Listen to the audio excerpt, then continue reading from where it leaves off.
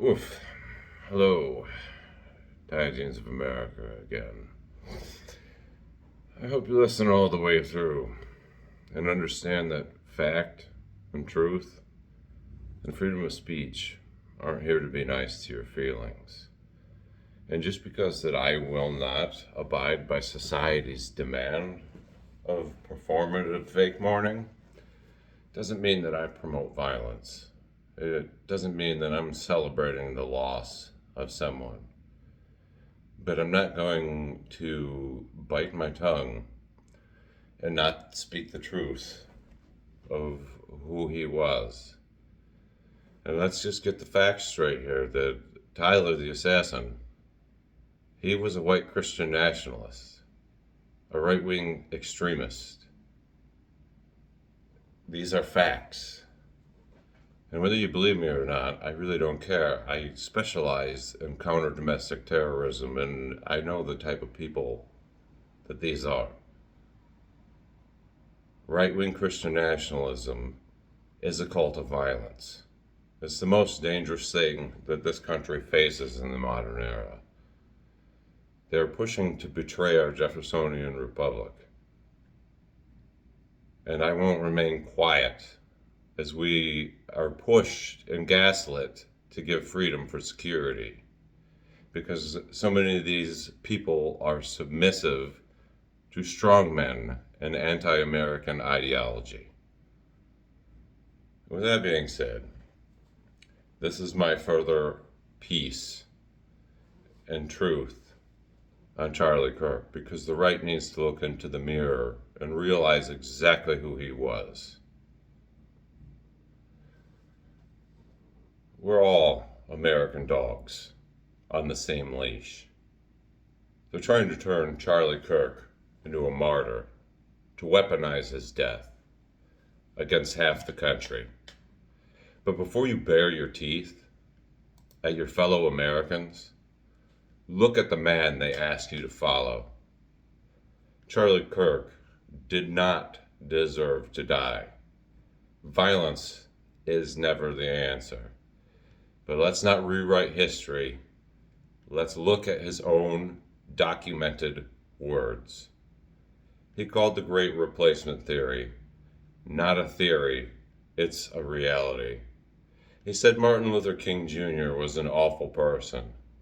He called the 1964 Civil Rights Act a huge mistake. By those metrics, he is no Christian. He is no conservative. This isn't partisan spin. These are his recorded statements.